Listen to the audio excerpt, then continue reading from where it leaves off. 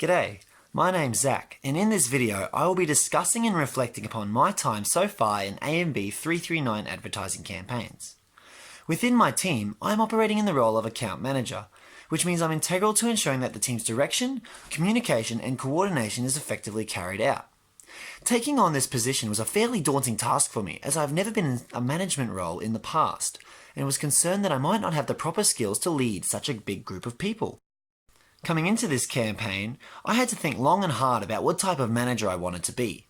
Although I effectively wanted to be able to steer the direction of the campaign by implementing a stricter top-down style of management, I knew that if I began to micromanage my peers, I could potentially lose their respect.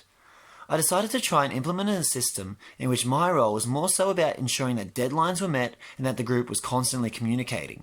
I relinquished my ability to have the final say in the campaign strategy and direction in favour for a team vote that would allow everyone's opinions to be heard and discussed.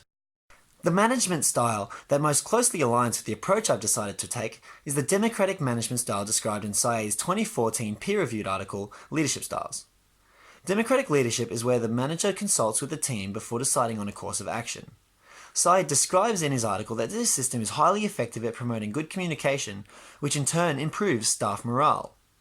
I saw the effect of this management firsthand during our group votes, as this was certainly the time where the most introverted members of our team found their voice and contributed to the discussion.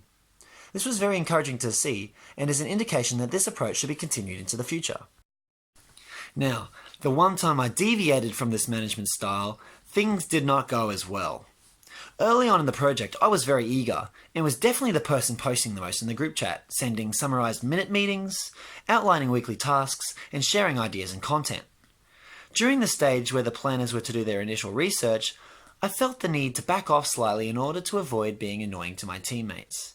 In order to do so, I decided to engage in a laissez-faire style of management, which Skogstad defines as a hands-off style of leadership where the manager trusts that their employees can work independently.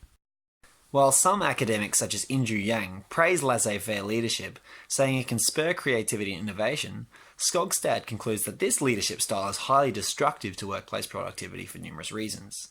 The literature based on scientific studies shows that laissez-faire leads to non-verbal behaviour, which results in a lack of initiative, job satisfaction and efficiency, and I certainly saw parallels to this with my own experience. When the meeting arrived and the planners produced their work, it was something totally different to what I expected. Instead of having developed clear insights, they brought forward their key findings from the research, and I assumed that due to my lack of communication during this task, that they were unaware of their expectations of the group. Another incredibly important aspect of management is organisation, and this subject has allowed me to potently improve this skill.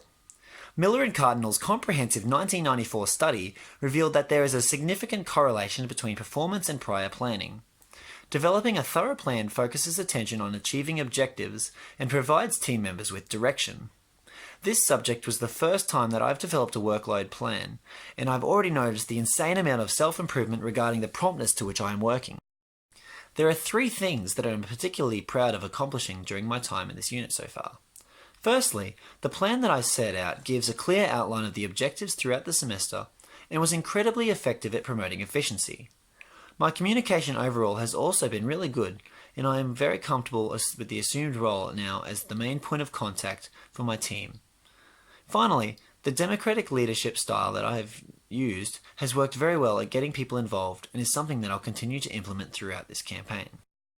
On the other hand, there are 3 things that need improvement.